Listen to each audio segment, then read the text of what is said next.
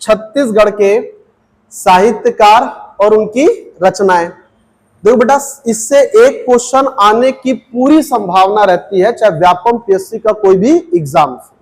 ठीक है, दिक्कत क्या होता है सर कि अपने को कवि और उनकी रचनाएं लंबे समय तक याद नहीं होती, इसका उसमें मिक्स होगा, उसका उसमें मिक्स हो जाता है। तो उसके लिए क्या करेंगे हम लोग, आज काम करेंगे। तो सबसे पहले मैं आपको मध्यकाल के जितने भी हमारे पास इतिहासकार, रचनाकार, कवि थे, 4-5 इंपॉर्टेंट है, उसको पढ़ाऊंगा। छत्तीसगढ़ में अगर मैं मध्यकाल की बात करूं तो आपको बस एक नाम याद रखना है, वो है कलचुरी वंश। कौन सा वंश? कलचुरी वंश।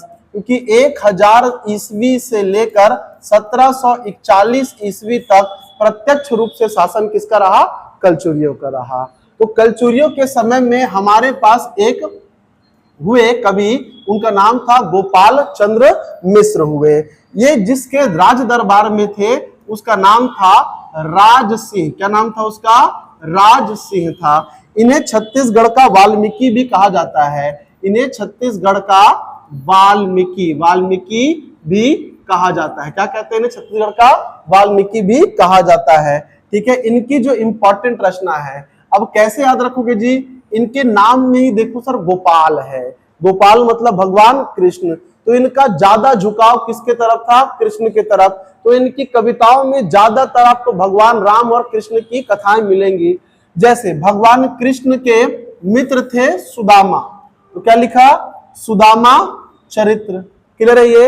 उसके बाद दुनिया में सबसे बड़ा अगर किसी के भक्त होते हैं तो कृष्ण के, तो भक्त चिंतामणि। और उसके बाद राम प्रताप, याद रहेगा? सुदामा चरित्र, भक्त चिंतामणि और राम प्रताप। उसके बाद जो सबसे इंपॉर्टेंट रचना है, जो कम से कम 10 बार पेपर में पूछी गई है, वो है खूब तमाशा। खूब तमाशा जो रचना है, इसके लिए इनका नाम आगे बढ़ा। और ये औरंगजेब, किसके बारे में? औरंगजेब के ऊपर आधारित रचना थी। उनके विरुद्ध में सीधा टीका टिप्पणी की गई थी, किसमें? खूब तमाशा में। इनके लिए इनको काफी क्रिटिसिज्म देखना पड़ा और इनको जेल वेल में भी डाला गया था। किसको? कवि गोपाल मिश्र को। तो खूब तमाशा, गोपाल के जो मित्र थे सुदामा चरित्र, गोपाल के भक्त थे सुदामा, तो भक्त चिंतामणि और राम प्रताप। ये सब क्या था हमारे पास? कंटेंट है। किसके लिए? गोपाल मिश्र के लिए। तो काफी ज्यादा इंपॉर्टेंट है, इसको पढ़ेंगे। उसके बाद छत्तीसगढ़ के वाल्मीकि कहे जाते हैं और कलचुरी शासक राज सिंह के दरबारी थे। याद रहेगा ये मध्यकाल के पहले हमारे पास रचनाकार हुए। सबसे फेमस था उनका खूब तमाशा। ठीक, उसके बाद हमारे पास दूसरे मध्यकाल के जो सबसे फेमस है वो हमारे बाबू रेवाराम। इसको याद रखेंगे। कहां के निवासी थे बेटा? रतनपुर के निवासी थे और मराठा काल के लेखक थे। छत्तीसगढ़ में भजनों का व्यापक प्रचार जो है वो किसका हुआ? बाबू रेवाराम का। तो छत्तीसगढ़ में माता वाता के भजन लिखे ना, माता के भजन, वो किसके द्वारा लिखे गए हैं? बाबू रेवाराम के द्वारा लिखे गए हैं। इन्हें छत्तीसगढ़ का प्रथम इतिहासकार कहा जाता है। ये इंपॉर्टेंट फैक्ट है। संस्कृत की रचनाएं, तो ये महाकाव्य की रचना किया है। सबसे पहले लिखा है गीता माधव, उसके बाद रामायण दीपिका, नर्मदा दृष्टक, रामेश्वरम, गंगा लाहरी, ये सब के सब किसका है? बाबू रेवाराम का। तो कुछ याद नहीं रहेगा, गीता माधव, रामायण दीपिका, रामेश्वरम और गंगा लहरी बहुत इंपॉर्टेंट है, उसको कम से कम कर लीजिएगा। उसके बाद हिंदी की रचनाएं भी काफी ज्यादा इंपॉर्टेंट है, क्योंकि ये क्या है बेटा? इतिहासकार है। किसके समय में कहाँ रहते थे? रतनपुर में। इसलिए इसका पहली किताब जो होगी सबसे इंपॉर्टेंट, रतनपुर का इतिहास। उसके बाद रतनपुर में शासन किसका था? तो रतनपुर में शासन था कलचुरियों का। और कलचुरियों की जो इतिहास की किताब लिखा, उसको लिखा तारीख ए है वंशी। क्या लिखा? तारीख है वंशी। है वंशी कौन थे? तो ये कलचुरियों को ही है वंशी कहा जाता था। बात समझ में आ रही है? ये हमारे पास काफी ज्यादा क्या है? इंपॉर्टेंट है। एक रत्न परीक्षा कर सकते हो, उसके बाद एक कृष्ण लीला लिख सकते हैं। बस इतना कम से कम कर लेना कि सर इतने से हमारा काम हो जाएगा। तो संस्कृत की रचनाएं गीता माधव, रामायण दीपिका, गंगा लहरी। और हिंदी की रचनाएं रतनपुर का इतिहास, सबसे इंपॉर्टेंट है, सबसे इंपॉर्टेंट तारीखे है वंशी। तारीख जो है एक अरबी या फारसी शब्द है जिसका मतलब होता है उस समय की तारीख के बारे में बताना, इतिहास के बारे में बताना, याद रहेगा। और कृष्ण लीला, क्लियर है।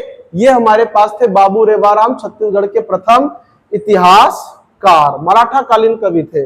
अगला हमारे पास है खांडे राव, इसको भी याद रखेंगे बेटा। ये भी कहां पर थे सर? रतनपुर में, रतनपुर के थे। इनका सबसे जो इंपॉर्टेंट है वो राधा विनोद है, पटवारी। पटवारी 2022 के पेपर में आया था राधा विनोद। श्रीमद् भगवत गीता के 10वें स्कंद का आधारित खंड काव्य है राधा विनोद, याद रखेंगे। और लिखने वाले कौन थे? खांडे राव, बहुत इंपॉर्टेंट है। एक है भक्ति विरुद्धावली रचना, मराठा शासन काल में सूबेदार के कुशासन, बुरे शासन का वर्णन किया गया। और किस मार्ग थे सर? तो महाप्रभु वल्लभाचार्य के पुष्टि मार्ग से प्रभावित थे। महाप्रभु वल्लभाचार्य वही हमारे चंपारण वाले, उनके पुष्टि मार्ग से प्रभावित थे। कौन? खांडे राव। इसीलिए तो कृष्ण के ऊपर लिखते हैं, तो जो कृष्ण से प्रभावित है कृष्ण पर लिखता है। अब उसके बाद यह हमारे पास छत्तीसगढ़ के आधुनिक युग के जितने हमारे पास साहित्यकार हुए और साहित्यकार और उनकी क्या दिए हुए हैं? रचनाएं दी हुई है। तो इतनी सारी रचनाओं को याद नहीं करना है, क्या याद करना है? जो पेपर में फ्रीक्वेंटली पहले पूछा गया है और अभी भी उसके पूछे जाने की संभावना है।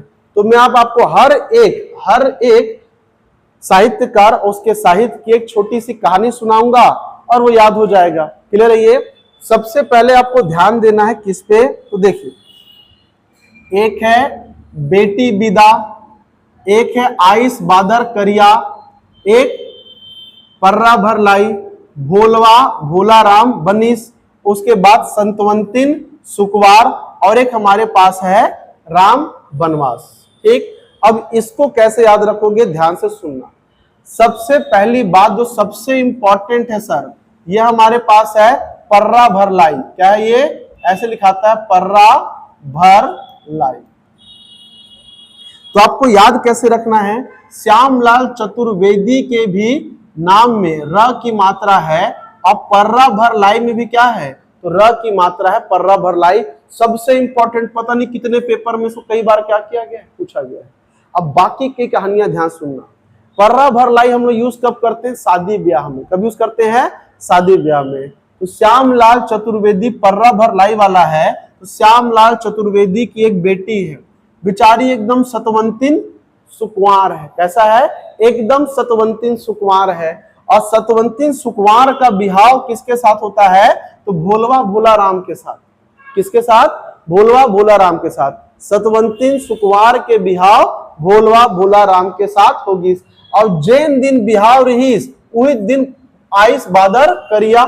शादी के दिन अक्सर क्या होती है? पानी वगैरह गिर जाता है। तो बेटी का नाम सतवंतिन सुकुमार, शादी किससे हो रहा है? भोलवा भोला राम से। और शादी के दिन क्या हुआ बेटा? तो आइस बादर करिया, खैर पानी पड़ा नहीं। और शादी में क्या हुआ? तो शादी में फेरे के समय क्या छिटाया? पर्रा भर लाई। जैसी पर्रा भर लाई छिटाया, शादी कंप्लीट, तहन बेटी के विदा। फिर बेटी की विदाई हो गई। अब जब बेटी की विदाई हो गई, अब बेटी कहां जाएगी? तो वनवास में। राम जी के साथ जब विदा होकर माता सीता चले गई, अब भाई वो जाने, राजा जाना थोड़ी जानेंगे कि राम भगवान महलों में रखते हैं कि जंगलों में। तब बेटी के विदा, और राम कहां जाते? अब बेटी लेके वनवास जाते। तो दिमाग में बस इस बात को रखना है कि श्यामलाल चतुर्वेदी की एक बेटी है सतवंतिन सुकुमार। रहेगा कि श्यामलाल चतुर्वेदी की बेटी थी सतवंतिन सुकुमार। क्या थी बेटा? सतवंतिन सुकुमार। उसका बिहाव तय हुआ भोलवा भोला राम के साथ। और जैन दिन बिहाव रिस, उस दिन आइस बादर करिया। फिर बिहाव हो गए पर्रा भर लाई छिटा के। अब बिहाव हो गए, तान बेटी के विदा हो गए। अब वो कहां जाए? तो राम संग वनवास। क्लियर है? ये हमारे पास कौन से हैं? तो श्यामलाल चतुर्वेदी के साहित्य, उनकी कृतियां हैं। आगे आते हैं सर, अगला देखेंगे हमारे पास विनय कुमार पाठक। तो छत्तीसगढ़ का संपूर्ण व्याकरण की रचना करने वाले कौन है? तो विनय कुमार पाठक है। इसमें ज्यादा नहीं करना है बेटा। विनय कुमार पाठक की एक पत्रिका थी धान का कटोरा, इसको लिख लेना। और एक हमारे पास इंपॉर्टेंट है भोजली, बस ये दो कर लेना और कुछ करने की आवश्यकता नहीं है। विनय कुमार पाठक, इन्होंने छत्तीसगढ़ के संपूर्ण व्याकरण की पुस्तक लिखी है, अच्छी पुस्तक है। पीएससी व्यापम के लोग उसको हिंदी के लिए, छत्तीसगढ़ जगह के लिए पढ़ते हैं, हम हिंदी के लिए पढ़ते हैं। तो विनय कुमार पाठक का एक है हमारे पास धान का कटोरा और एक कर लेना भोजली। छत्तीसगढ़ की भी क्या थी, त्रैमासिक पत्रिका थी। इससे ज्यादा मत करना, इसमें सर मत खपाना। अगला सर आते हम लोग कहां पर, लोचन प्रसाद पांडे। तो लोचन प्रसाद पांडे क्या है, तो छत्तीसगढ़ के क्या है जी, प्रथम नाटककार। क्या ये, नाटककार। बंसीधर कहानीकार और लोचन प्रसाद पांडे नाटककार। अब इनके नाटक के बारे में बताता हूं। तो देखो, एक तो सर है कुसुम माला, एक है कलिकाल और एक है कुसुम कविता। अब इसमें कुछ और है, उसको भी जोड़ लो। दो मित्र, एक क्या है हमारे पास, दो मित्र। एक है हमारे पास भूतहा मंडल, एक क्या हमारे पास भूतहा मंडल, एक क्या है हमारे पास भूतहा मंडल। क्लियर है ये, इसको बस याद रखना, आपका काम हो जाएगा। दो मित्र थे, वो लोग फैसला किए कि हम लोग कहां जाएंगे, तो भूतहा मंडल को भूतहा महल से याद रखना कि आज हम लोग भूतहा महल एक्सप्लोर करने जाएंगे। तो जैसी दोनों मित्र भूतहा महल के अंदर प्रवेश करते हैं, भूत से उनका सामना हो जाता है। जैसी भूत से सामना होता है तो वो दोनों काल के पास पहुंच जाते हैं, मतलब दोनों की मृत्यु हो जाती है, दोनों का काल आ जाता है। दो मित्र भूतहा महल कलिकाल, और मर जाने के बाद उनपे कुसुम की माला चढ़ती है और लोग उनके लिए कुसुम कविता गा देते हैं। भाई गाते हैं ना, तेरी मेहरबानियां तेरी कदरदानियां, जानने के बाद वही गाना है। तो 5 नाम आपको याद होंगे किसके, लोचन प्रसाद पांडे के। कैसे याद रखोगे, दो मित्र कहां गए, भूतहा महल, वहां दिखा भूत और क्या हुआ, उनको आया कलिकाल, उसके बाद चढ़ेगी कुसुम माला और गाया जाएगा कुसुम कविता। याद रहेगा, दो मित्र भूतहा मंडल कलिकाल कुसुम माला कुसुम कविता। क्लियर है ये। तो सर कुसुम माला जो थी, इनकी पहली कवि रचना कविता थी 1904 में। कलिकाल छत्तीसगढ़ का प्रथम नाटक, इसको याद रखना। और कुसुम कविता 1906 में छत्तीसगढ़ी भाषा में प्रकाशित हुआ था, याद रहेगा। ये हमारे पास कौन थे, तो लोचन प्रसाद पांडे। अगला देखेंगे सर, अगला हमारे पास मुकुटधर पांडे। तो मुकुटधर पांडे को देखो कैसे याद कराता हूं, एक ही बार में आपको याद हो जाएगा। मुकुटधर पांडे है, मुकुट पहनने से क्या होती है, छाया आती है, इसलिए ये छायावादी कवि है। कैसे कवि हैं, छायावादी कवि है। छायावादी कवि है बेटा, इसको कम से कम याद रखना। एक है कुर्री के प्रति और एक क्या है, पूजा के फूल। कुर्री के प्रति याद रखना, एक तो सुसज्जन कुर्री सुरता लेख कहानी वो भी है, वहां पर भी कुर्री का उपयोग हुआ। लेकिन हमारे पास कौन सा है, मुकुटधर पांडे। कौन से वाद के प्रवर्तक है, छायावाद। पूछेगा भाई, तो छाया किसको लगेगी, जो मुकुट पहनेगा। तो मुकुटधर पांडे छायावादी हो गए और इनकी पहली रचना थी कुर्री के प्रति प्रार्थना पंचांग। इसको नहीं भी करोगे दिक्कत नहीं है, पूजा के फूल है, किसका है, मुकुटधर पांडे का। या फिर ऐसे भी कर सकते हो कि सर मुकुट पहना कर क्या करते हैं, पूजा के फूल अर्पण करते हैं, वैसे भी याद रहेगा वो। अगला आते हैं, नेक्स्ट हमारा है बंसीधर पांडे। बहुत इंपॉर्टेंट है भैया बंसीधर पांडे। बंसीधर पांडे क्या है, तो सर बंसीधर पांडे कहानीकार है। क्या है ये, कहानीकार। और ये इन्होंने क्या लिखी है, हीरू की कहानी, जो कि छत्तीसगढ़ का क्या है, पहली कहानी है। अगर आप उसको भी कर लिए तो कोई दिक्कत नहीं है। हालांकि इनका एक नाटक भी है, विश्व का फल, तो दोनों ही ठीक है, पर सबसे इंपॉर्टेंट कौन सा है, हीरू के कहानी, याद रहेगा। चलिए आगे बढ़ते इससे हम लोग। अगला ये हमारे पास है द्वारिका प्रसाद तिवारी, ये भी इंपॉर्टेंट है, इसके बारे में देख लेना, ज्यादा है नहीं बेटा। एक हमारे पास है छत्तीसगढ़ सुराज गीत, किसने लिखा है, द्वारिका प्रसाद तिवारी ने, जो प्रीवियस ईयर में पूछा गया है। और एक है हमारे पास राम और केवट संवाद। क्या है, राम और केवट संवाद।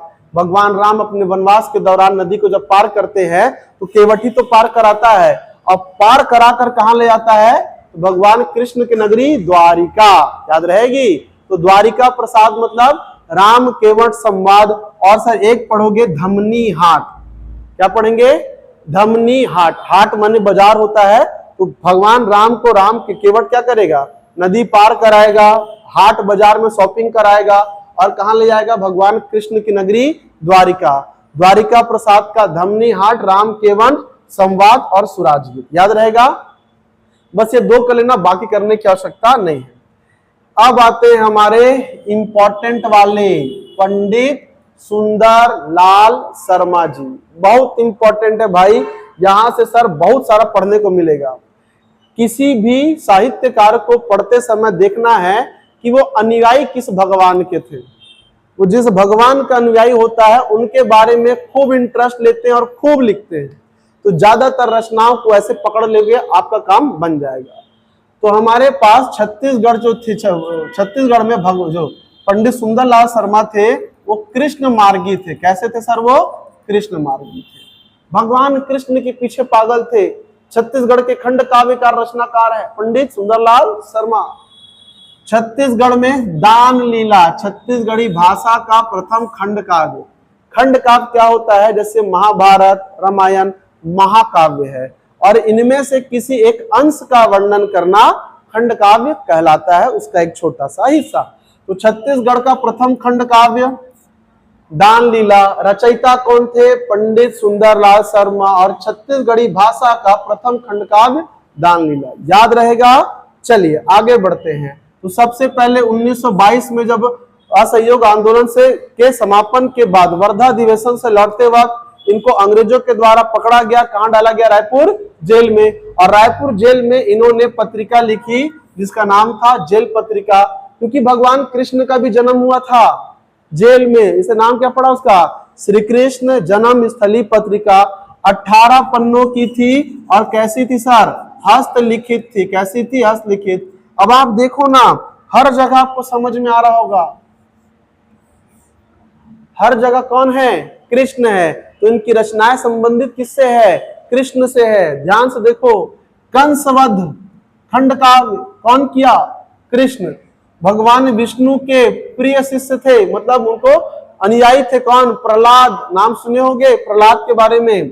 ध्रुव चरित्र, उसके बाद पार्वती परिणय, सीता परिणय, मतलब यहाँ पर पार्वती मतलब माता पार्वती का विवाह, और उसके बाद सीता माता का विवाह। तो माता सीता पार्वती का विवाह। बाकी हमारे पास बचा सर ये प्रहलाद, ये ध्रुव, ये सब संबंधित किससे है? भगवान कृष्ण से। और कंस को कौन छोड़ सकता है? भगवान कृष्ण से। तो कंस वध, प्रहलाद चरित्र, ध्रुव चरित्र, माता पार्वती प्रणय, सीता प्रणय, दान लीला, सब संबंधित किससे है? तो कृष्ण से ज्यादातर। इसीलिए हमारे पास ये सुंदरलाल शर्मा जो है वो कृष्ण मार्गी हो गए थे। तो ऐसे पढ़ोगे ना तो आसानी से आ जाएगा, रटना नहीं। साहित्यकार का इंटरेस्ट जानिए, वो अपने इंटरेस्ट से ही किताबें लिखता है। ठीक है, चलिए उसके बाद हमारे पास आता है पलेश्वर प्रसाद शर्मा। पलेश्वर प्रसाद शर्मा जो इंपॉर्टेंट है मैं आपको वही करा रहा हूं। इसमें खाली एक ठो बस याद रखना, कौन सा? सुसक झन कुर्री सुरताले। क्या है बेटा? कहानी क्या है? सुसक झन कुर्री सुरताले। कुर्री वाला एक तो उधर भी था, एक ये भी है, मुकुटधर पांडे में था। सुसक झन कुर्री सुरताले एक किसका है? पलेश्वर प्रसाद शर्मा। सुरता मतलब क्या होता है राहुल? याद याद याद, बस याद रह जाती है, वही वाला। चलिए एक ठोक और देख लेना भैया, कृष्ण कुमार शर्मा। तो कृष्ण कुमार शर्मा क्या है बेटा? छेरछेरा। छेरछेरा यार ऐसा शब्द है ना, बहुत इंपॉर्टेंट है। अब छेरछेरा किस मास में मनाया जाता है? पूर्णिमा को कि अमावस्या को?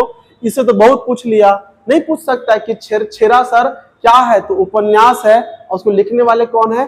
तो कृष्ण कुमार शर्मा। ठीक है, तो उसके बाद ये शंभूलाल शर्मा को पढ़ने की आवश्यकता नहीं है। इसके बाद ये सीरीज और चलेगी, हो सकता है कल भी क्या कराऊं तो इसके क्वेश्चंस में और कराऊं। तो इसके बाद के जो इंपॉर्टेंट लाइक केयूर भूषण वगैरह जो है ना, उनके जो इंपॉर्टेंट